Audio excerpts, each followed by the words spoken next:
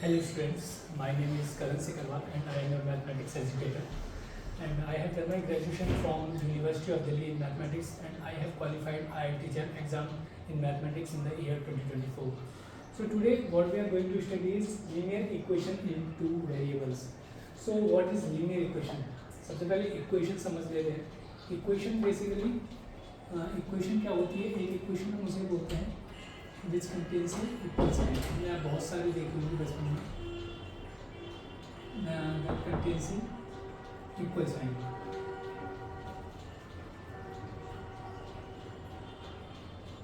equal sign, ठीक है. यानी जो इक्वेशन में इक्वल का साइन हो उसे हम इक्वेशन बोलते हैं. कोई भी जनरल हो सकती है, जैसे कि x इक्वल टू 5 इसे भी आप एक इक्वेशन बोल सकते हो, y इक्वल्स टू 9 इसे भी एक इक्वेशन बोल सकते हो. ये इक्वेशन हो गई. तो लीनियर इक्वेशन क्या होती है? लीनियर इक्वेशन बेसिकली होती है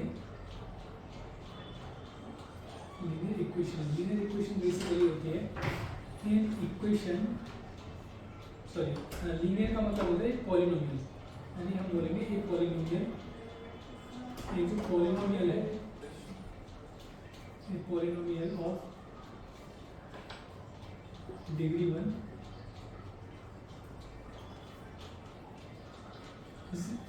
लीनियर. ठीक है, ये लीनियर इक्वेशन होती है हमारी. ठीक है स्टूडेंट्स, जैसे कि जनरल क्या होता है इसमें ax प्लस बी ऐसी इक्वेशन है. ये हमने पॉलिनोमियल्स में पढ़ा होगा. अगर 2 डिग्री का है तो कैसा दिखता है? तो ax square plus b x plus c equals to 0. ठीक है, लेकिन ये हमारा वन वेरिएबल में है जिसकी डिग्री 1 है और इसमें वेरिएबल भी 1 है.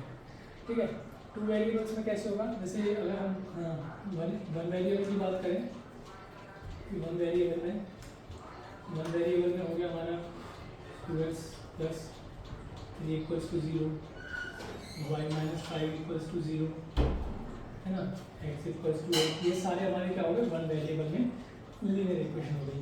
लेकिन वही अगर हमारी लीनियर इक्वेशन अगर 2 वेरिएबल में होगी तो वो क्या होगा? इसमें वेरिएबल 2 हो जाएंगे. जैसे कि मैं लिखूँ x plus y plus to 8. 2 variables है ना, 2x minus y plus to 6, x minus y plus to 0. तो ये 2 वेरिएबल में लीनियर इक्वेशन होगी. और ये बेसिकली है क्या लीनियर इक्वेशन? ये सारी लीनियर इक्वेशन ना एक लाइन्स है. अगर ग्राफ में हम रिप्रेजेंट करें, जैसे कि x इक्वल टू 8 को कैसे रिप्रेजेंट करते हैं ग्राफ पे? ये हम कोऑर्डिनेट सिस्टम में ग्राफ बनाएंगे.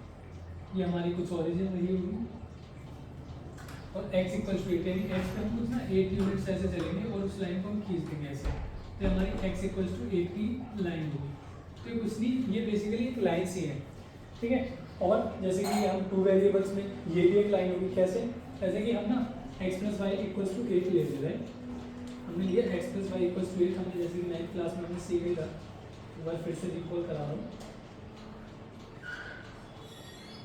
एक्स वाई, जैसे कि ना x को अगर 0 रखो तो y 8 आ जाएगा. अगर हम एक बार y को 0 रखें तो x 8 आ जाएगा.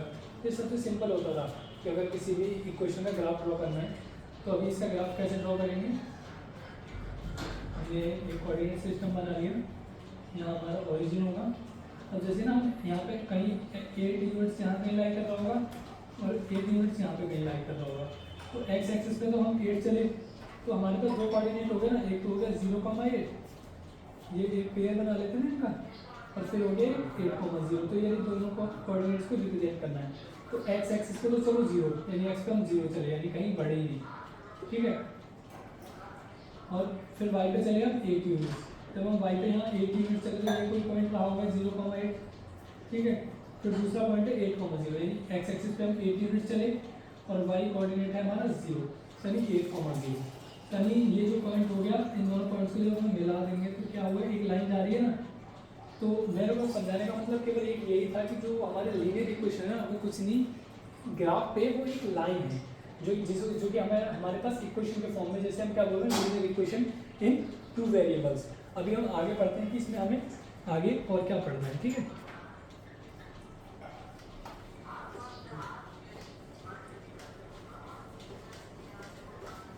हम ना 2 लीनियर इक्वेशंस लेंगे. ये तो मैंने जनरल एग्जांपल दिए कि हम कैसे ग्राफ बनाते हैं, कैसे इक्वेशंस है. हमने ना 2 लीनियर इक्वेशन ली. ठीक है, two linear equations general form में लेंगे v1 bye plus c1 equals to 0, ठीक है, और a2x plus b2y plus c2 equals to 0। अब इसमें ना तीन चीज़ें होंगी, इसे आप बोलेंगे सिस्टम ऑफ इक्वेशंस, ठीक है। इसमें तीन चीज़ें होंगी, क्या अभी देख लेते हैं। पहला होगा नो सॉल्यूशन। नो सॉल्यूशन क्या होगा? नो सॉल्यूशन में क्या है कि हमने ना इन इक्वेशंस को ऑब्जर्व किया है। जब हमने इन इक्वेशंस को ऑब्जर्व किया ना तो हमारे पास कुछ रिजल्ट आए कि अगर हमारे पास ऐसे ऐसी कंडीशंस होंगी तो हमारे पास ये इक्वेशन होंगी कि इनके पास नो सॉल्यूशन होगा। एक कंडीशन है कि उनका इनफाइनाइटली मेनी सॉल्यूशंस होंगे, फाइनाइटली मेनी सॉल्यूशंस होंगे, ठीक है। ये तीन केस बनते हैं इसमें, और एक होगा यूनिक सॉल्यूशन, ठीक है। अब किस कंडीशन में कैसे होंगे? तो पहली कंडीशन है नो सॉल्यूशन की। ये जो है ना, ये कोएफिशिएंट ऑफ x a1 है, कोएफिशिएंट ऑफ y b1 है इस इक्वेशन में, इसमें कोएफिशिएंट ऑफ x a2 है, इसमें कोएफिशिएंट ऑफ y b2 है, ये c2 कांस्टेंट टर्म्स है, ठीक है। तो इसमें नो सॉल्यूशन किस केस में होगा? जब a1 अपॉन a2 यानी इसका और इसका ratio is equals to b1 by b2 is not equals to c1 by c2। तो इस केस में ये हमारे पास कैसी इक्वेशंस होगी? ऐसी इक्वेशंस है कि जिनका नो सॉल्यूशन है, ठीक है। और इस केस में ये लाइंस ना हमारे पास पैरेलल्स होती है, पैरेलल लाइंस होती है। जैसे कि मैंने आपको एक एग्जांपल ले लेता हूँ। मैंने लिया 2x plus 4y minus z equal to 0, 6x plus 12y minus 26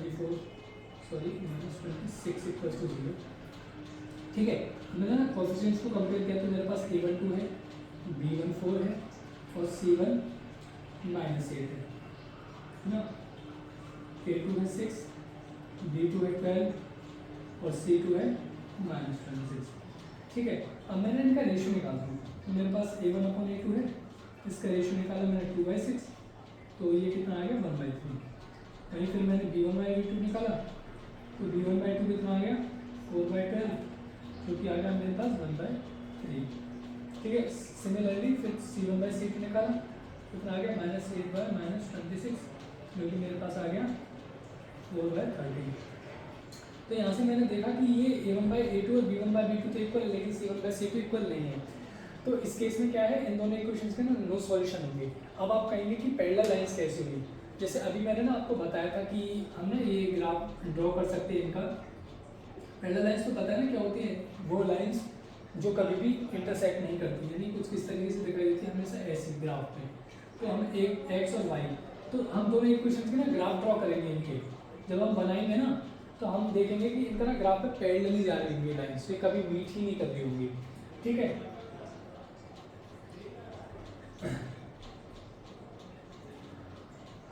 अब देखते हैं इनफाइनाइटली मेनी सॉल्यूशंस का केस। इनफाइनाइटली मेनी सॉल्यूशंस किस केस में होंगे?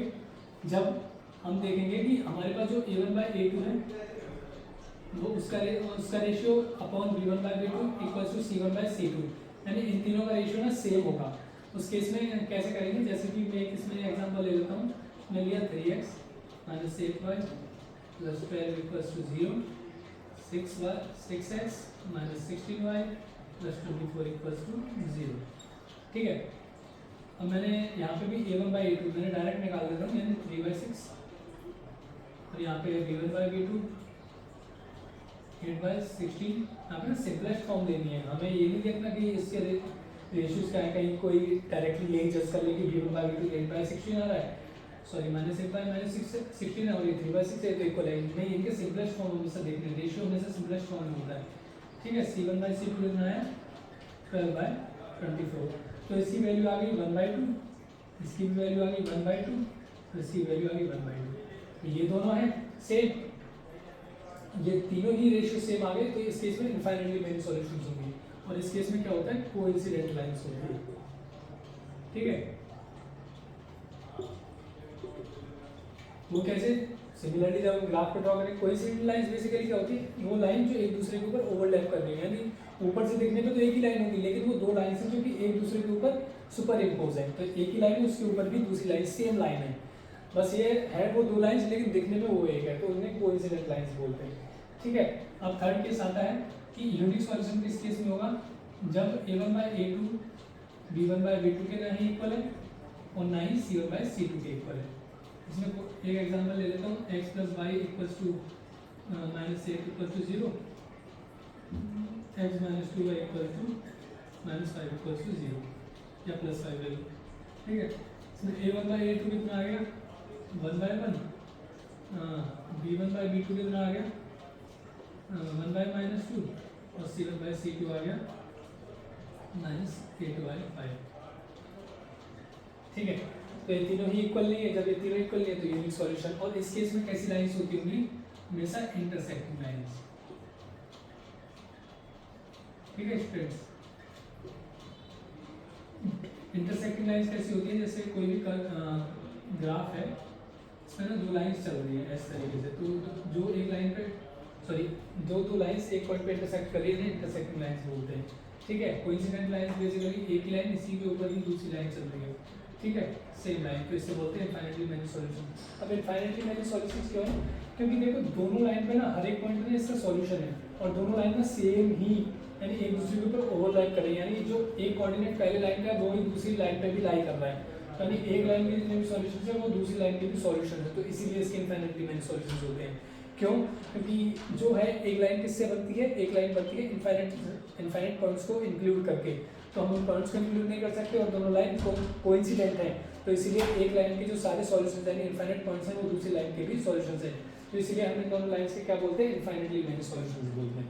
ठीक है, तो बेसिकली ये कंडीशंस हमें याद रखनी है कि नो सॉल्यूशन, तो कंडीशन होगी a1/a2 = b1/b2 is not equal to c1/c2, और इनफाइनाइटली मैनी सॉल्यूशंस में कोइंसिडेंट लाइंस यानी a1/a2 = b1/b2 = c1/c2, और यूनिक सॉल्यूशन में इंटरसेक्टिंग लाइंस है, यहाँ पे a1/a2 is not equal to b1/b2 is not equal to c1/c2।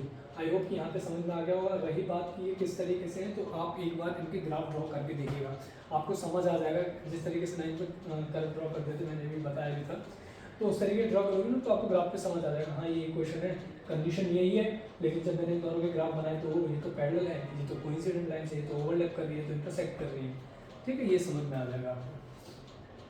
ठीक है, अभी सेम ही इक्वेशन, अभी एक छोटी सी चीज़ और इसमें पढ़ते हैं, जैसे बोलते हैं कंसिस्टेंसी और इनकंसिस्टेंसी ऑफ द सिस्टम। ठीक है, कंसिस्टेंसी में क्या होता है कि have solution of the system of equation, और इनकंसिस्टेंसी में होता है कि नो सॉल्यूशन। ठीक है, दो चीज़ें पढ़ते हैं, कंसिस्टेंट सिस्टम, ठीक है, इसे सिस्टम बोलते हैं क्योंकि दो लाइन है ना, कंसिस्टेंट सिस्टम।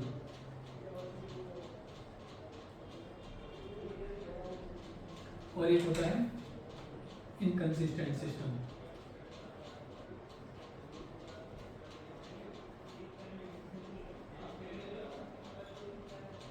ठीक है, कंसिस्टेंट सिस्टम का मतलब है कि ये जो इक्वेशंस है इनके पास सॉल्यूशंस हैं, यानी हैव सॉल्यूशंस, और इनकंसिस्टेंट सिस्टम का मतलब है कि नो सॉल्यूशन।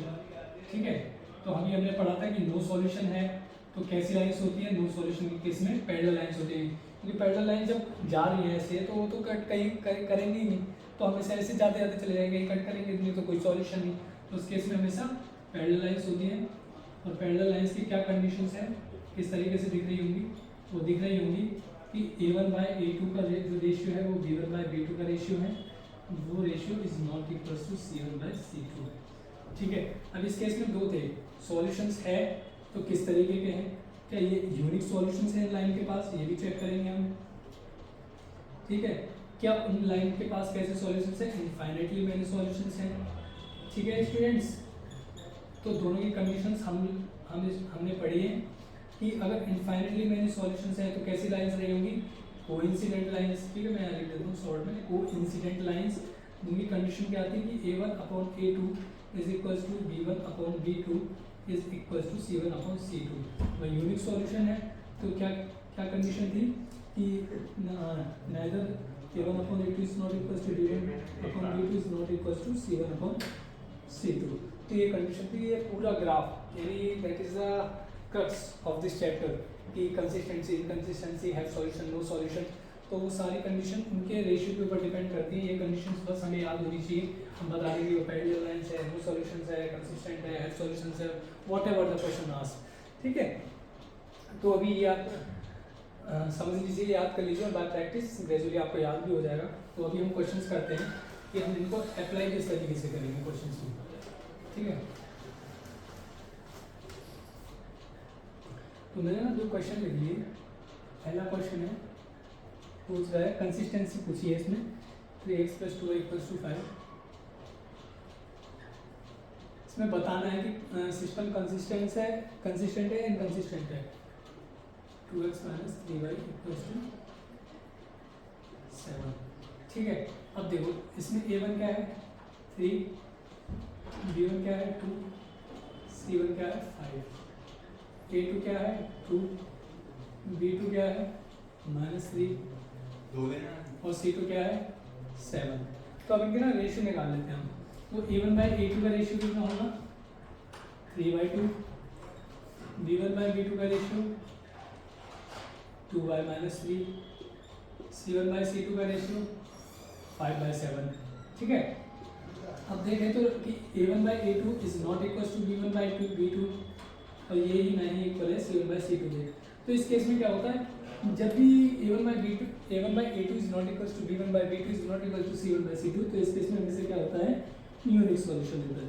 ठीक है स्टूडेंट, जब यूनिक सॉल्यूशन है तो हमारा सिस्टम कैसा हो जाता है, कंसिस्टेंट हो जाता है, कंसिस्टेंट सिस्टम हो जाता है। ठीक है, जब सिस्टम कंसिस्टेंट है और हमारे पास यूनिक सॉल्यूशन है, तो यूनिक सॉल्यूशन में बताइए लाइंस कैसी होती है, पैरेलल्स होती है।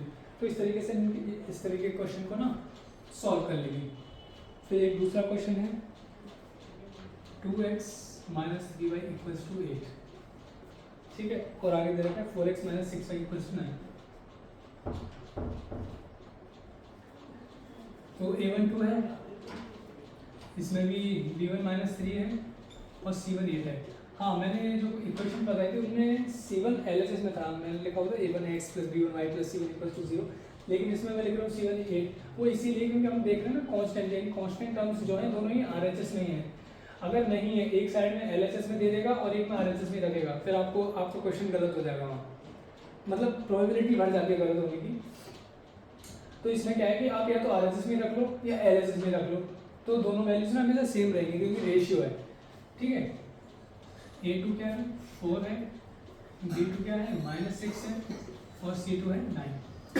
तो a1/a2 = 2/4 और b1/b2 = -3/-6 और c1/c2 है 8/9। ठीक है, तो a1/a2 कितना आ गया हमारा, a1/a2 का आ गया 1/2, b1/b2 आ गया 3/6 और c1/c2 आ गया 8/9। तो ये तीनों चीज़ें आ गई। तो देखा जाए तो हमारे पास a1/a2 तो इक्वल है b1/b2 के, which is not equal to c1/c2। c1/c2 equal नहीं है, तो ये कंडीशन किसकी है, पैरेलल लाइंस की। मतलब कि इस तरीके के क्वेश्चन के पास ना कोई सॉल्यूशन नहीं होता, नो सॉल्यूशन। जब नो सॉल्यूशन है तो हमारा सिस्टम कैसा हो जाएगा, हमारा सिस्टम हो जाएगा इनकंसिस्टेंट। ठीक है, सिस्टम इज इनकंसिस्टेंट। तो इस तरीके से हम क्वेश्चन के रेशियोज को निकाल के हम बता देंगे कि क्या है या क्या नहीं है, उसके पास सॉल्यूशन है या सॉल्यूशन नहीं है, सिस्टम कंसिस्टेंट है, सिस्टम इनकंसिस्टेंट है। ठीक है, फिर अभी ना और क्वेश्चंस करते हैं। इसमें कुछ इसमें क्वेश्चन दिया है कि हाँ, एक क्वेश्चन है इसमें ना दो चीज़ें पूछी है, correct, for what values of के, फॉर व्हाट वैल्यूज ऑफ के, मतलब के की वैल्यूज हमें बतानी है किस चीज़ के लिए, द सिस्टम ऑफ इक्वेशंस, यानी जो सिस्टम दिया है, the system of equations, system of equations x + 2y = 5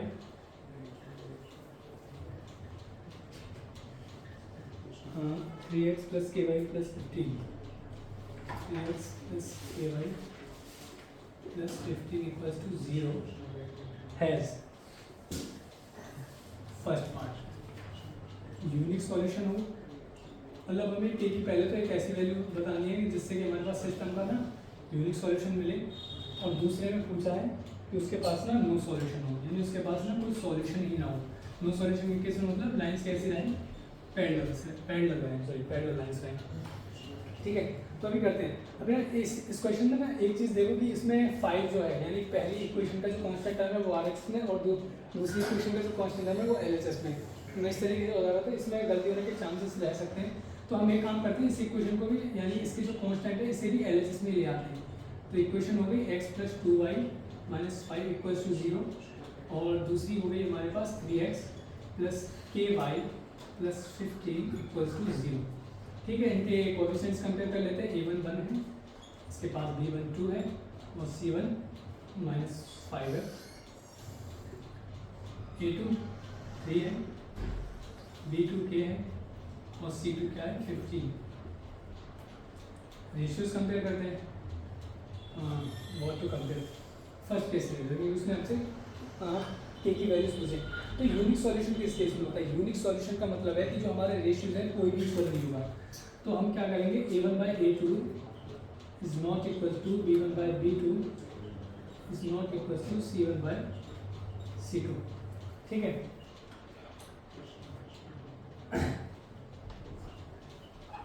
unique solution. ठीक है, तो a1 बाई a2 कितना है, a1 बाई a2 है 1 by 3 is not equals to b1 by b2, यानी 2 बाई k के ले लेंगे।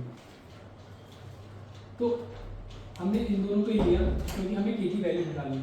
तो इन दोनों को क्रॉस मल्टीप्लाई करेंगे, इसे इधर मल्टीप्लाई करेंगे, इसे इधर मल्टीप्लाई करेंगे। k is not equals to 2 into 3, तो k is not equals to 6। अगर हमारे पास इसका ना यूनिक सॉल्यूशन चाहिए ना, तो कोई भी रियल नंबर ले लो, लेकिन जो रियल नंबर है उसमें से ना 6 नहीं ले सकते। जैसे ही ना हम 6 ले लेंगे तो हमारे पास क्या होगा कि इसकी ना इनफाइनाइटली मेनी सॉल्यूशंस हो जाएंगे। कैसे देखो, यहाँ पे ना की पुट करके देखो 6, तो यहाँ पे क्या है 1 2 माइनस 5 3 6 15, यानी मैंने अगर इस इक्वेशन में 3 से मल्टीप्लाई कर दूँ तो ये वाली इक्वेशन बन जाएगी, जो कि कंडीशन है हमारी कोइंसिडेंट लाइंस की।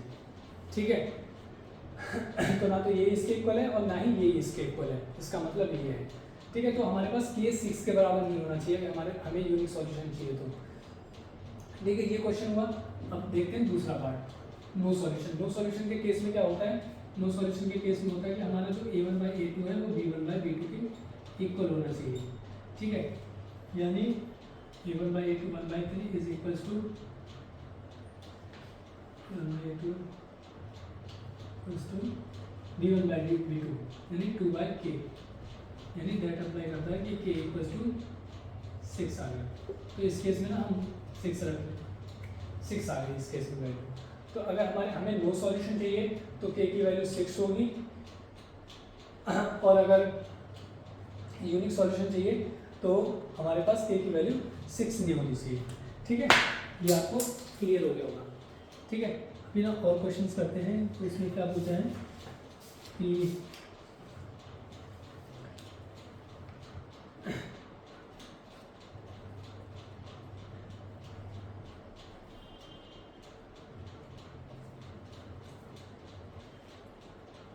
हाँ, मतलब ये लिख सकते हैं, बट इसका कोई इतना यूज़ नहीं है, क्योंकि हमें इनसे पता चलता है ना कि इन सॉल्यूशन है या नहीं है, इनके रेशियो से। तो k की वैल्यू क्या होगी, इसीलिए मैंने ना फर्स्ट टू पेयर्स ही लिए, तीसरा लिया ही नहीं। तीसरे में क्या था कि -5 बाई 15 होता, क्योंकि -1 बाई 3 है, इसका कोई लेना देना नहीं है। ठीक है, अभी अब आगे क्वेश्चन करते हैं।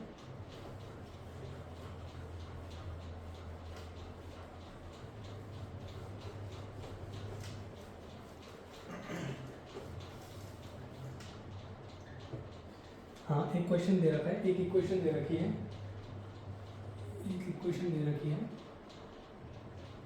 x plus 3x plus 2y equals to 4, और दूसरी है 2x plus 9y equals to 5, x plus 9y equals to और इसमें ना 4 ऑप्शन दे रखे हैं। कह रहा है कि सिस्टम कंसिस्टेंट है, और क्या है, यूनिक सॉल्यूशन है। ठीक है, फिर दूसरे में पूछा है कि कंसिस्टेंट है, सेम कंसिस्टेंट है, बट इस केस में क्या है, इनफाइनाइटली मेनी सॉल्यूशन। बताया था ना, कंसिस्टेंट में दोनों केस होते हैं, यूनिक सॉल्यूशन या इनफाइनाइटली मेनी सॉल्यूशन। ठीक है, और तीसरे में पूछा है इनकंसिस्टेंट है, यानी नो सॉल्यूशन होगा, और चौथा है कि होमोजेनियस लीनियर इक्वेशन। अब होमोजेनियस लीनियर इक्वेशन क्या होती है, आगे बताता हूँ। होमोजेनियस लीनियर इक्वेशन, तो होमोजेनियस लीनियर इक्वेशन क्या होती है, जो कोई भी लीनियर इक्वेशन जिसके कांस्टेंट टर्म्स जीरो हो उसे होमोजेनियस बोलते हैं। जैसे ना मैं जनरली आपको पढ़ा रहा था कि a1x plus b1y plus c1 ना जीरो है, ये कोई भी लीनियर इक्वेशन है, अगर इसमें कांस्टेंट टर्म जो है ये जीरो हो जाए, यानी मैं बोलूँ कि a1x plus b1y equals to zero, तो इसे ना होमोजेनियस बोलते हैं। ठीक है, दैट्स इट, और कुछ नहीं। तो अब इसे सॉल्व करते हैं, तो इसके कोएफिशिएंट्स कंपेयर कर लेते हैं। तो हमारे पास a1 3 है, b1 2 है और c1 4 है। मैं कंपेयर कर रहा हूँ क्योंकि हमारा जो कांस्टेंट टर्म है दोनों इक्वेशंस में RHS साइड है। ठीक है, a2 2 है, b2 9 है और c2 क्या है, 5 है। तो हमारे पास क्या आ गया, a1 अपॉन a2 आ गया 3/2, c1 बाई c2 आ गया 2/9, सॉरी ये b1 है, b1 बाई b2, और c1 बाई c2 आ गया 4/5। क्या कहीं से कोई भी चीज़ हमें दिख रहा है कि तीनों इक्वल है, 3/2, 2/9, 4/5 बिल्कुल अलग नंबर्स हैं। तो इससे हमें क्या पता चलता है कि जो हमारा a1 बाई a2 है is not equals to b1 by b2 is not equals to c1 by c2। ठीक है, अगर जब ये केस हो तीनों ही रेशियोज इक्वल नहीं है, ना तो पहला दूसरे के और ना ही दूसरा तीसरे के इक्वल है, इसका मतलब है सॉल्यूशन कैसा होता है, जैसे यूनिक सॉल्यूशन होगा, यानी सॉल्यूशन है सिस्टम के पास, चाहे यूनिक हो या इनफाइनाइट हो। जब यूनिक सॉल्यूशन है तो सिस्टम कैसा होता है, consistent. So which is the correct option, option A, यानी कंसिस्टेंट है सिस्टम और यूनिक सॉल्यूशन है, that is the correct option. ठीक है, अभी नेक्स्ट क्वेश्चन देखते हैं। नेक्स्ट क्वेश्चन में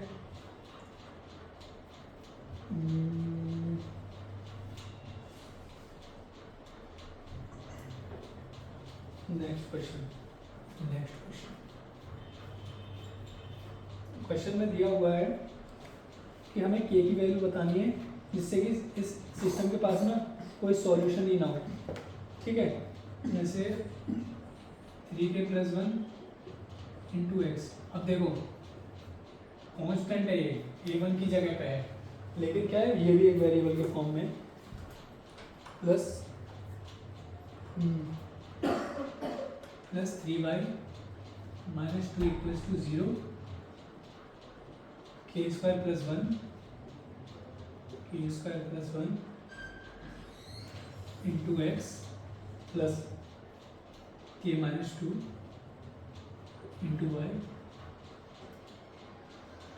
प्लस टू 0। अब मैं कंपेयर कर लेता हूँ, जैसे a1 क्या है, 3k प्लस 1 है, b1 3 है, c1 माइनस 2 है। ठीक है, और a2 क्या है, k स्क्वायर प्लस 1, और b2 क्या है, k माइनस 2, और c2 क्या है, -5। तो इसमें ना हमसे क्या पूछा है कि इसके ना कैसे हो, और नो सॉल्यूशन है। ठीक है, तो नो सॉल्यूशन ऐसी k की वैल्यू बतानी। नो सॉल्यूशन का मतलब क्या है कि लाइंस ना हमेशा पैरेलल होंगी। ठीक है, जब लाइंस पैरेलल होंगी तो उस केस में क्या होता है कि हमारा जो a1 बाई a2 है हमेशा b1 बाई b2 के इक्वल होता है। ठीक है, तो ये वाला और b1 बाई ये इसके तीसरे के इक्वल नहीं होता, तो इसका तो हमें इतना यूज़ नहीं, क्योंकि हमें ना k की वैल्यू चाहिए, तो केवल हम इन दोनों का रेशियो लेंगे, 3k प्लस 1 अपॉन में k square plus 1 equals to 3 upon k minus 2। The same thing कि हम इसका इधर मल्टीप्लाई यानी cross multiplication, 3k plus 1 into k minus 2 equals to 3 into k square plus 1। तो इनका मल्टीप्लाई करेंगे, 3k square minus 6k plus k minus 2 3k square plus 3।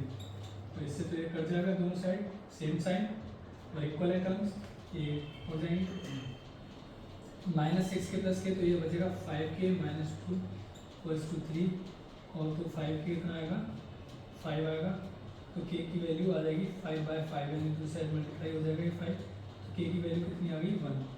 यानी k की ना अगर हम 1 वैल्यू पुट कर देंगे यहाँ पर, तो इससे ना सिस्टम का क्या होगा कि नो सॉल्यूशन आ जाएगा।